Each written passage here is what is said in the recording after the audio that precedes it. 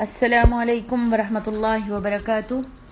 نحمده ونصلی علی رسولہ الکریم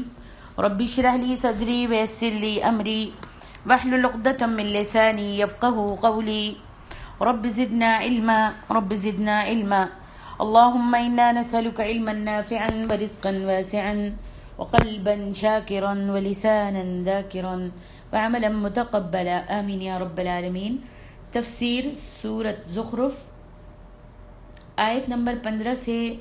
31 تک۔ اعوذ باللہ من الشیطان الرجیم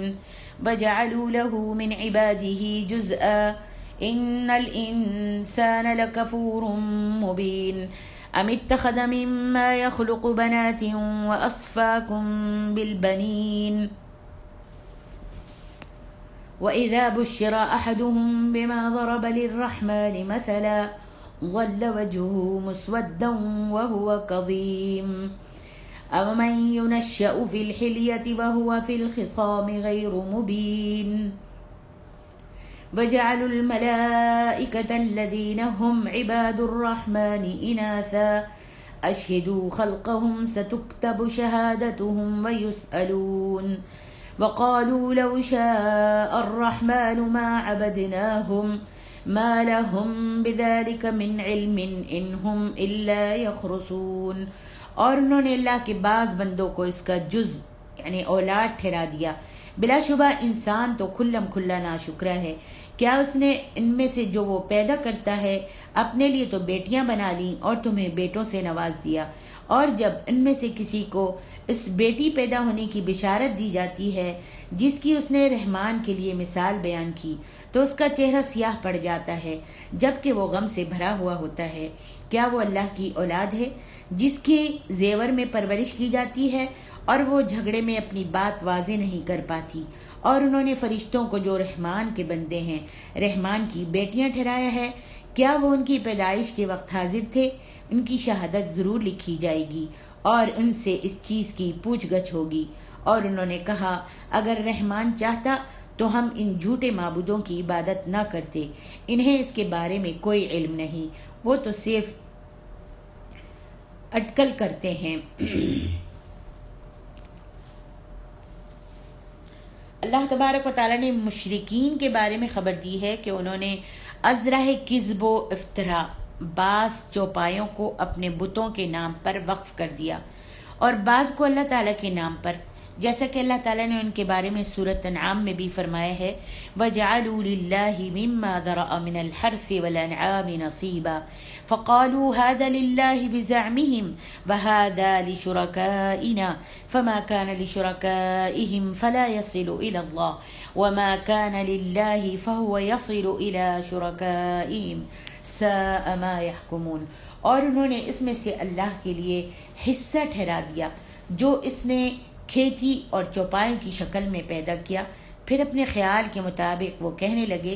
یہ حصہ اللہ کے لیے ہے اور یہ ہمارے دیوتاؤں کے لیے ہے۔ پھر ان کے دیوتاؤں کا جو حصہ ہے وہ تو اللہ کے پاس نہیں پہنچتا اور جو اللہ کا حصہ ہے وہ ان دیوتاؤں کے پاس پہنچ جاتا ہے۔ کس قدر برا فیصلہ ہے جو وہ فیصلہ کرتے ہیں۔ اسی طرح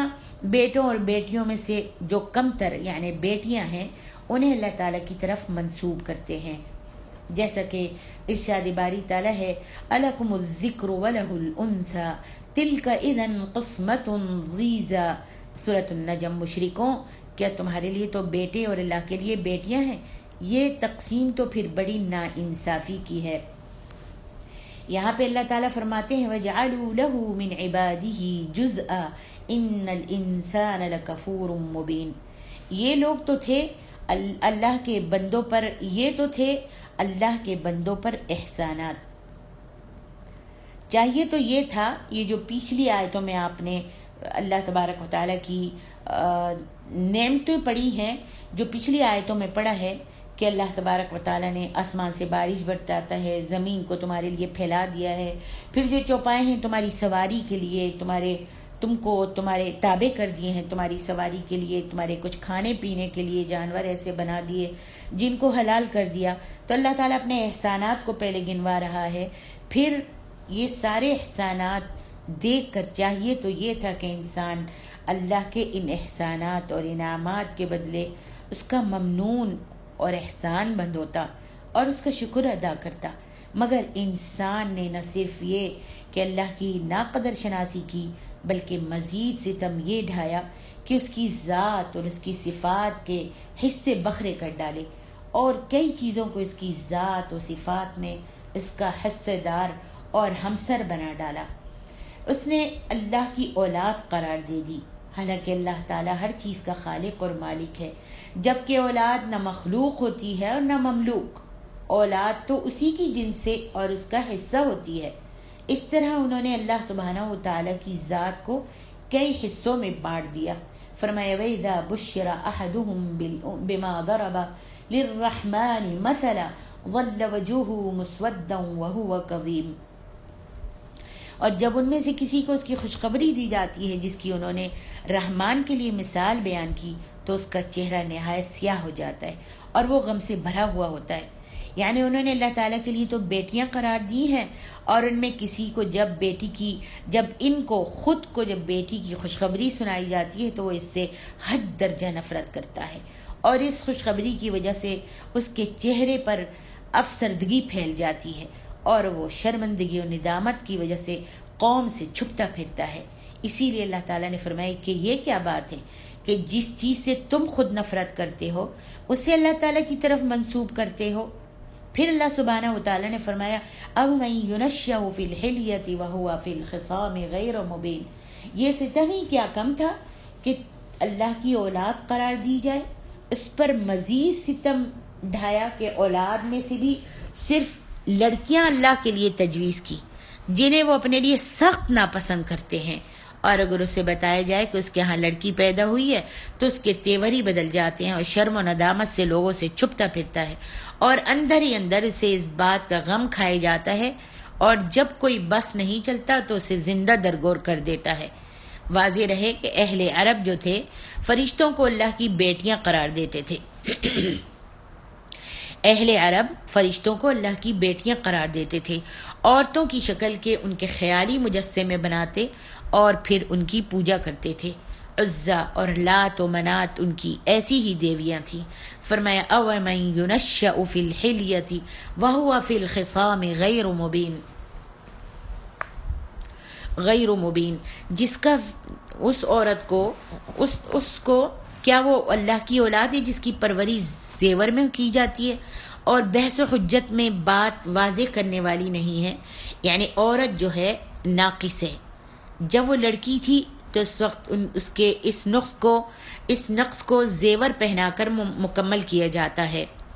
اگر بحث و حجت کی ضرورت پیش آئے تو وہ بات صاف نہیں کر سکتی، یعنی عورت جو ہے بات صاف نہیں کر سکتی بلکہ وہ عاجز و ناتواں ہوتی ہے، اور جو اس طرح کی ہو اسے اللہ تعالیٰ کی طرف کرتے ہیں۔ یعنی جو عاجز ہے، ناتواں ہے، ناقص ہے، اس کو اللہ کی طرف اس کی نسبت جو ہے اللہ کی طرف کرتے ہیں۔ جو صاحب عظمت و شان ہے اس سے منسوب کیا جاتا ہے۔ عورت تو ظاہر و باطن یعنی صورت و معنی کے اعتبار سے ناقص ہے، لہذا اس کے ظاہری اور صوری نقص کو زیور وغیرہ پہنا کر مکمل کیا جاتا ہے، اور معنوی نقص یہ ہے کہ بدلہ لینے کے وقت وہ ضعیف و عاجز ثابت ہوتی ہے، اور بدلہ لینے کے وقت نہ تو وہ صحیح طور پر اپنے موقف کا اظہار کر سکتی ہے اور نہ جسمانی طور پر اس میں اس کی ہمت و قوت ہوتی ہے۔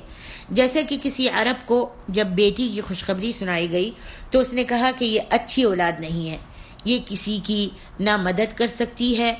اور کسی کے ساتھ نیکی اور چوری چھپے ہی کرتی ہے، مدد کر سکتی ہے سامنے آ کر۔ ارشاد باری تعالیٰ ہے یعنی جس کا فطری لگاؤ ہی چوڑیوں، زیورات، آرائش و زیبائش اور نمائش سے ہوتا ہے، یعنی عورت کا جس کا فطری لگاؤ ہوتا ہے کس چیز سے؟ چوڑیوں، زیورات سے، آرائش و زیبائش اور نمائش سے ہوتا ہے۔ جسمانی قوت کے لحاظ سے عورت جو ہے کمزور ہوتی ہے، ایسی کمزور جنس کو اللہ کی اولاد تجویز کرتے ہیں، اور لڑکے جو صاحب عزم و ہمت اور مرد میدان ہوتے ہیں اپنے لیے وہ اس کو پسند کرتے ہیں، مرد کو پسند کرتے ہیں، لڑکے ذات کو پسند کرتے ہیں۔ فرمایا او من ينشأ في الحلیة وهو في الخصام غیر مبین، خصم ایسے فریقین مقدمے کو کہتے ہیں جن کے درمیان اپنے اپنے حقوق کا جھگڑا ہو، اور خصام ایسے ہی مقدمہ یا جھگڑا کو کہتے ہیں، یعنی عورتیں شور و غل سے ہنگامہ تو خوب پیدا کر سکتی ہیں، آپس میں لڑ بھی خوب سکتی ہیں، لیکن بحث و جدال کے وقت انہیں یہ سمجھ نہیں آتی کہ کون سی بات اس کے موقف کی حمایت میں جاتی ہے اور کون سی مخالفت میں، بس بولتی رہتی ہیں۔ آج ہم سب عورتیں ہیں اور ہم سب اپنے آپ کو جانتے ہیں۔ تو تفسیر ابن کثیر میں بھی حافظ ابن کثیر یہی لکھتے ہیں، اور عبد الرحمن کیلانی صاحب تیسیر القرآن میں بھی لکھتے ہیں کہ بس بولتی جاتی ہیں، شور و غل کرتی ہیں، ہنگامہ تو خوب پیدا کر سکتی ہیں، آپس میں لڑ بھی خوب سکتی ہیں، لیکن بحث و جدال کے وقت انہیں یہ سمجھ نہیں آتا کہ کون سی بات ان کی حمایت میں ہے، کون سی بات کریں کہ ان کی اپنی حمایت میں کون سی بات کہیں اور کون سی مخالفت میں کہیں۔ نیز وہ غیر متعلقہ باتوں سے تو طوفان اٹھا سکتی ہیں، مگر کام کی بات ٹو دا پوائنٹ کم ہی کہتی ہیں، نہ وہ یہ بات پوری طرح سمجھ سکتی ہیں۔ فرمایا وَجَعَلُوا الْمَلَائِكَةَ الَّذِينَ هُمْ عِبَادُ الرَّحْمَنِ إِنَاثًا أَشْهِدُوا خَلْقَهُمْ سَتُكْتَبُ شَهَادَتُهُمْ وَيُسْأَلُونَ۔ اس جملے کے دو مطلب ہیں، ایک تو ترجمے سے واضح ہے اور دوسرا مطلب یہ ہے کہ کیا انہوں نے فرشتوں کی جسمانی ساخت کو اچھی طرح دیکھا ہے، یعنی انہوں نے فرشتوں کو اچھی طرح سے دیکھا ہے، ان کی جسمانی ساخت کیسی ہے، جس سے یہ نتیجہ انہوں نے نکال لیا کہ فرشتے جو ہیں مذکر نہیں بلکہ مؤنث ہوتے ہیں، مرد نہیں ہوتے بلکہ عورتیں ہوتے ہیں، جبکہ حقیقت یہ ہے کہ فرشتوں میں تذکیر و تانیث یا توالد و تناسل کا سلسلہ سرے سے ہے ہی نہیں۔ وہ خالصتاً اللہ کے بندے ہیں اور اس کے حکم کے پابند ہیں، اپنے اختیار سے تو وہ کچھ کر ہی نہیں سکتے۔ فرمائے کہ وہ پھر بھی اپنی ہٹ دھرمی سے باز نہیں آتے۔ وَجَعَلُوا الْمَلَائِكَةَ الَّذِينَ هُمْ عِبَادُ الرَّحْمَنِ إِنَاثًا أَشْهِدُوا خَلْقَهُمْ سَتُكْتَبُ شَهَادَتُهُمْ وَيُسْأَلُونَ۔ پھر وہ بھی اپنی ہٹ سے باز نہیں آتے اور اپنی اس بیان بازی پر مصر ہیں کہ فرشتے جو ہیں واقعی عورتیں ہیں، اللہ کی بیٹیاں ہیں اور قابل پرستش دیویاں ہیں، تو ان کا یہ بیان ریکارڈ ہو جائے گا، پھر ان سے پوچھا جائے گا کہ کس بنیاد پر تم خود بھی گمراہ ہوئے اور بہت سی مخلوق کو بھی تم نے گمراہ کیا۔ فرمایا وَقَالُوا لَوْ شَاءَ الرَّحْمَنُ مَا عَبَدْنَاهُمْ مَا لَهُمْ بِذَلِكَ مِنْ عِلْمٍ إِنْ هُمْ إِلَّا يَخْرُصُونَ۔ جاہلوں کا ہمیشہ سے یہ دستور رہا ہے کہ وہ اپنے مذموم عقائد اور معصیت کے کاموں کے لیے مشیت الہی کا سہارا لیتے ہیں، اور اس کی وجہ ان کی یہ جہالت ہے کہ وہ اللہ کی مشیت اور اللہ کی رضا کے فرق کو نہیں سمجھتے، تبھی ایسی دلیل دیتے ہیں۔ اس لحاظ سے تو ایک ظالم اور ڈاکو انسان بھی یہ کہہ سکتا ہے کہ جو کچھ میں کر رہا ہوں اس پر اللہ راضی ہے۔ انہوں نے کہا، فرمایا وَقَالُوا لَوْ شَاءَ الرَّحْمَنُ مَا عَبَدْنَاهُمْ، انہوں نے کہا اگر اللہ چاہتا تو ہم ان جھوٹے معبودوں کو نہ پوچھتے، یعنی وہ کہتے کہ اگر اللہ تعالیٰ چاہتا تو ہمیں ان بتوں کو پوجنے نہیں دیتا جو فرشتوں کی صورت پر بنائے گئے ہیں، اور فرشتے اللہ تعالیٰ کی بیٹیاں ہیں۔ اسے اس بات کا علم ہے اور اس نے ہمیں اس پر برقرار رکھا ہوا ہے، یعنی اللہ تعالیٰ کو اس بات کا علم ہے اور اس نے ہم کو اس پر برقرار رکھا ہوا ہے۔ اور اس طرح انہوں نے بیک وقت کئی طرح کی غلطیوں کا ارتکاب کیا۔ مثلا انہوں نے اللہ تعالیٰ کے لیے اولاد ٹھہرائی، حالانکہ اس کی ذات پاک، اس سے مقدس، منزہ اور بلند و بالا ہے۔ انہوں نے دعویٰ کیا کہ اللہ تعالیٰ نے بیٹوں پر ترجیح اپنے لیے بیٹیوں کو چن لیا، تو انہوں نے فرشتوں کو جو اللہ تعالیٰ کے بندے ہیں اللہ تعالیٰ کی بیٹیاں قرار دے دیا۔ انہوں نے ان کی عبادت شروع کر دی، حالانکہ ان کے پاس نہ کوئی دلیل و برہان تھی اور نہ اللہ تعالیٰ نے انہیں اس کی اجازت ہی دی تھی، بلکہ انہوں نے محض اپنی آراء، خواہشات، اپنے آبا و اجداد کی تقلید اور اندھی جاہلیت میں ٹمکٹویاں مارنے کی وجہ سے اسے اختیار کیا تھا۔ انہوں نے اپنے موقف کی تائید میں اپنی تقدیر کو بطور دلیل پیش کیا کہ اللہ تعالیٰ نے انہیں اس شرک پر قائم و برقرار رکھا ہے، حالانکہ یہ دلیل پیش کر کے بھی انہوں نے انتہائی جہالت کا ثبوت دیا ہے، کیونکہ اللہ تعالیٰ نے تو ان کے اس طرز عمل کی زبردست تردید فرمائی۔ اس نے جس قدر بھی انبیاء کرام مبعوث فرمائے اور جس قدر بھی اللہ تعالیٰ نے کتابیں نازل فرمائی، سب کی زبانی اپنی ذات پاک واحد لا شریک ہی کی عبادت کا حکم دیا اور اپنے سوا ہر چیز کی عبادت سے اللہ تعالیٰ نے منع فرما دیا۔ تو جاہلوں کا ہمیشہ سے یہ دستور رہا ہے کہ وہ اپنے مذموم عقائد اور معصیت کے کاموں کے لیے مشیت الہی کا سہارا لیتے ہیں، اور اس کی وجہ ان کی یہ جہالت ہے کہ وہ اللہ کی مشیت اور اللہ کی رضا کے فرق کو نہیں سمجھتے۔ تبھی تو ایسی دلیل دیتے ہیں اس کہ اللہ تعالیٰ نے ہم کو اس راہ پر لگایا ہے، ہم سے اللہ تعالیٰ راضی ہے، اسی واسطے تو اللہ تعالیٰ ہم کو اس چیز کے اوپر چلا رہا ہے۔ تبھی وہ اس لیے ایسی دلیل دیتے ہیں۔ اس لحاظ سے تو ایک ظالم اور ڈاکو انسان بھی یہ کہہ سکتا ہے کہ جو کچھ میں کر رہا ہوں اس پر اللہ راضی ہے، تبھی تو مجھے ایسے کام کرنے کے مواقع دیے جاتا ہے، اور اس لحاظ سے دنیا میں کوئی کام شر رہتا ہی نہیں، بلکہ سب کچھ خیر ہی خیر ہونا چاہیے۔ حالانکہ اس بات کو کوئی بھی تسلیم نہیں کرتا۔ دنیا میں کفر و شرک اور فتنہ و فساد عام ہے، حالانکہ اللہ ان باتوں کو قطعاً پسند نہیں کرتا۔ لہذا جو کچھ بھی دنیا کے اندر ہو رہا ہے یہ تو فی الواقع مشیت الہی کے تحت ہو رہا ہے، لیکن جو کچھ ہونا چاہیے یا جو کچھ اللہ کی رضا ہے وہ اللہ کی کتاب میں مذکور ہے۔ فرمایا بل قالوا انا وجدنا آباءنا علی امت وانا علی آثارہم مہتدون۔ ملائکہ پرستی کے لیے ان کے پاس کوئی نقلی دلیل موجود نہیں ہے۔ کسی آسمانی کتاب میں انہیں یہ لکھا ہوا نہیں ملے گا کہ فرشتے واقعی اللہ کی بیٹیاں ہیں اور اللہ کی الوہیت میں حصے دار ہیں۔ لہذا تمہیں ان کی بھی عبادت اور پوجا پاٹ کرنی چاہیے، اور اپنی مشکل کشائی اور حاجت روائی کے وقت ان کو بھی پکارنا چاہیے۔ لے دے کے ان کے پاس یہی جواب ہوتا ہے کہ یہ رسوم ہمارے اسلاف سے چلی آ رہی ہیں جو ہم سے زیادہ نیک اور پارسا تھے، لہذا ہم ان کے دین کو کیسے چھوڑ سکتے ہیں۔ باپ دادا کی تقلید یا اسلاف کا مرض صرف اس دور کے مشرکوں میں ہی نہیں پایا جاتا بلکہ آج کے مسلمانوں میں بھی پایا جاتا ہے، اور اس کی ایک شکل اپنے اپنے اماموں یا کسی مخصوص شخصیت کی تقلید بھی ہے۔ ایسے لوگوں کا بھی یہی جواب ہوتا ہے کہ فلاں حضرت ہم سے زیادہ نیک پارسا اور دین کا علم رکھنے والے تھے، لہذا ہم ان کے اقوال کو چھوڑ نہیں سکتے۔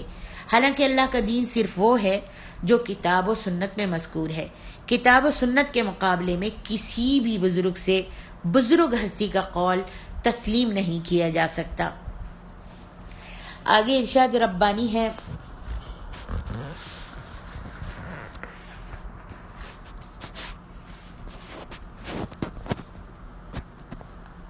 وَكَذَلِكَ مَا أَرْسَلْنَا مِن قَبْلِكَ فِي قَرْيَةٍ مِّن نَّذِيرٍ إِلَّا قَالَ مُتْرَفُوهَا إِنَّا وَجَدْنَا آبَاءَنَا عَلَىٰ أُمَّةٍ وَإِنَّا عَلَىٰ آثَارِهِم مُّقْتَدُونَ قَالَ أَوَلَوْ جِئْتُكُم بِأَهْدَىٰ مِمَّا وَجَدتُّمْ عَلَيْهِ آبَاءَكُمْ قالوا إنا بما أرسلتم به كافرون فانتقمنا منهم فانظر كيف كان عاقبة المكذبين۔ اور اسی طرح آپ سے پہلے ہم نے جس بستی میں بھی کوئی ڈرانے والا بھیجا تو ان کے خوشحال لوگوں نے یہی کہا، بلا شبہ ہم نے اپنے باپ دادوں کو ایک طریقے پر پایا، اور بے شک ہم تو انہی کے نقش قدم کی پیروی کرنے والے ہیں۔ نبی نے کہا، اگرچہ میں تمہارے پاس اس سے زیادہ راستے کا طریقہ لاؤں جس پر تم نے اپنے باپ دادوں کو پایا، وہ کہنے لگے یقیناً تمہیں جس کے ساتھ بھیجا گیا ہے ہم تو اس کا انکار کرتے ہیں، چنانچہ ہم نے ان سے انتقام لیا، پھر دیکھیے جھٹلانے والوں کا کیا انجام ہوا۔ یہاں پر اللہ تعالیٰ فرماتے ہیں مشرکین نے بغیر کسی برہان دلیل اور حجت کے غیر اللہ کی عبادت کی تو اللہ تعالیٰ نے ان کی تردید کرتے ہوئے فرمایا ام آتیناہم کتابا من قبلہ، یا ہم نے انہیں ان سے پہلے کوئی کتاب دی تھی، یعنی ان کے شرک کرنے سے فہم بہی مستمسکون، تو وہ اسی کو تھامنے والے ہیں، یعنی ان اعمال کے لیے جن میں یہ واقع ہے، حالانکہ یہ بات اس طرح بالکل نہیں ہے جیسا کہ اللہ تعالیٰ نے فرمایا ام انزلنا علیہم سلطانا فہو یتکلم بما کانوا بہ یشرکون، کیا ہم نے ان پر کوئی ایسی دلیل نازل کی ہے کہ وہ انہیں اللہ کے ساتھ شرک کرنا بتاتی ہے؟ ہم نے اس طرح کی کوئی دلیل نازل کی ہے؟ قالوا بل قالوا انا وجدنا آباءنا علی امت وانا علی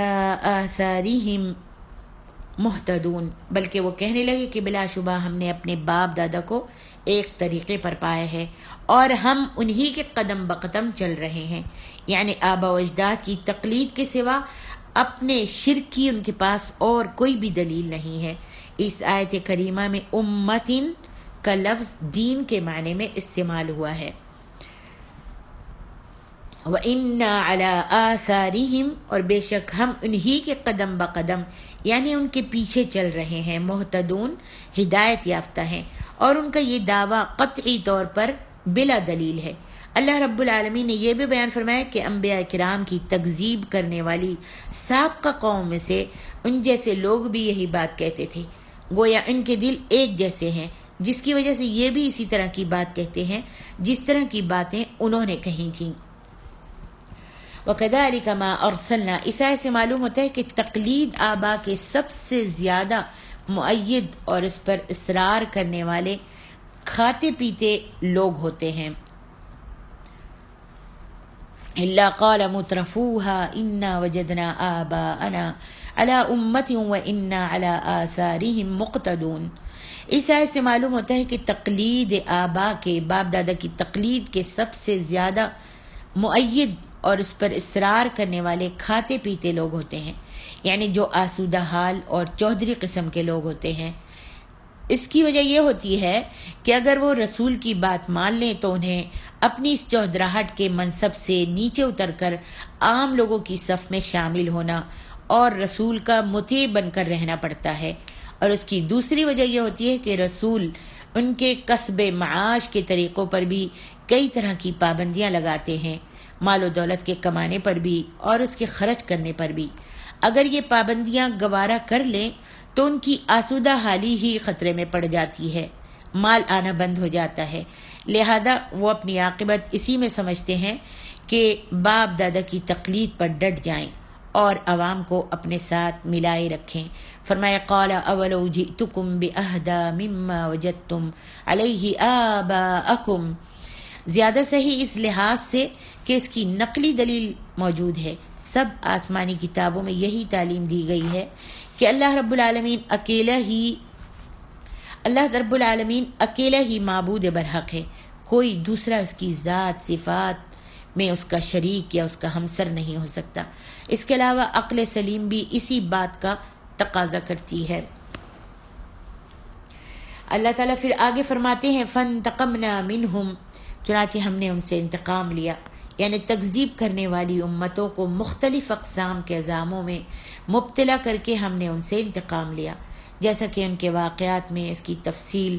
آپ پڑھ چکے ہیں۔ فَانظُرْ كَيْفَ كَانَ عَاقِبَةُ الْمُكَذِّبِينَ، سو آپ دیکھ لیں کہ جھٹلانے والوں کا انجام کیسا ہوا، وہ کس طرح تباہ اور برباد ہوئے، اور مومنوں کو اللہ تعالیٰ نے کس طرح نجات عطا فرمائی۔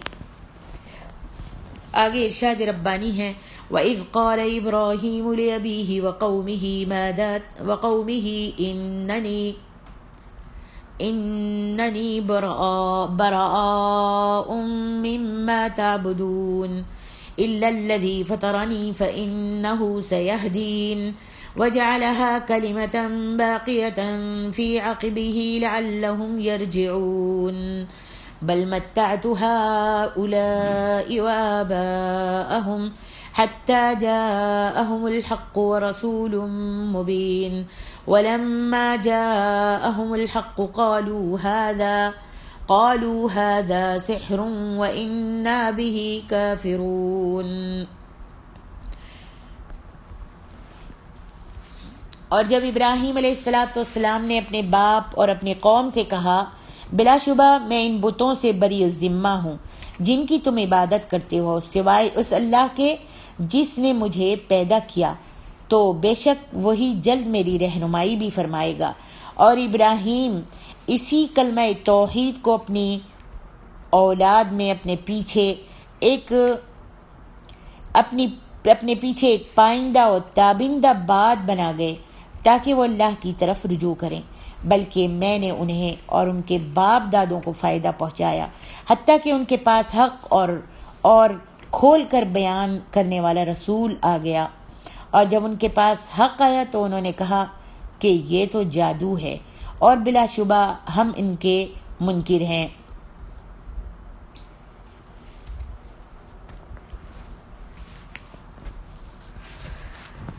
حضرت ابراہیم علیہ السلام کا ذکر یہاں اسی نسبت سے آیا ہے کہ کفار مکہ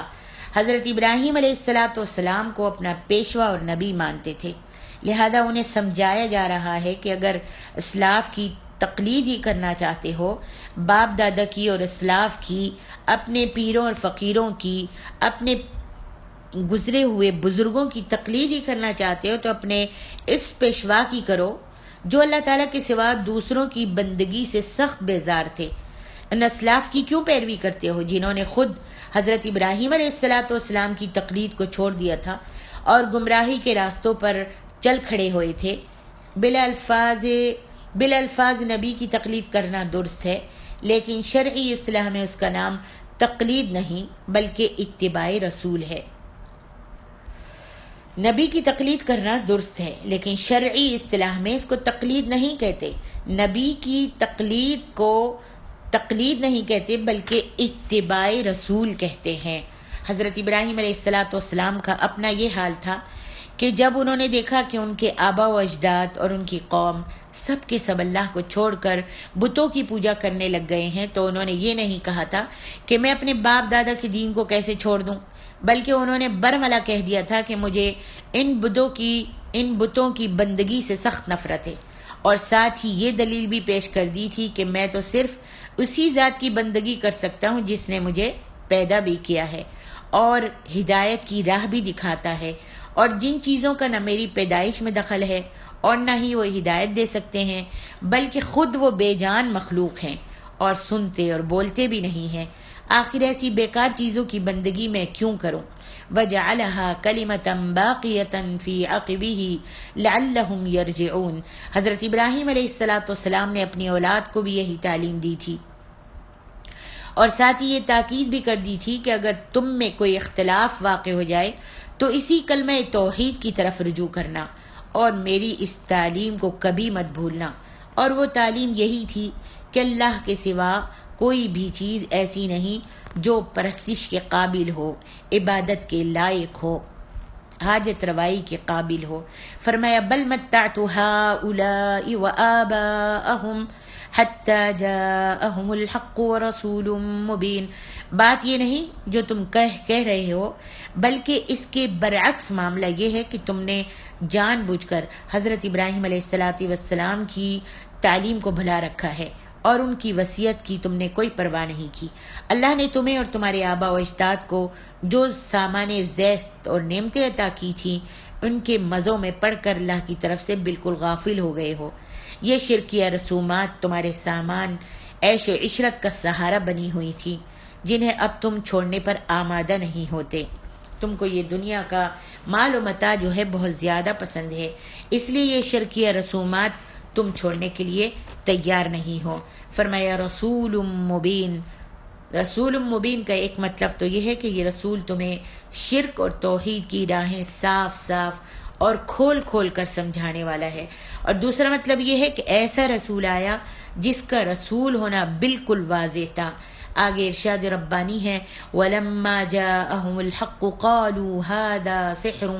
وَإِنَّا بِهِ كَافِرُونَ۔ وہ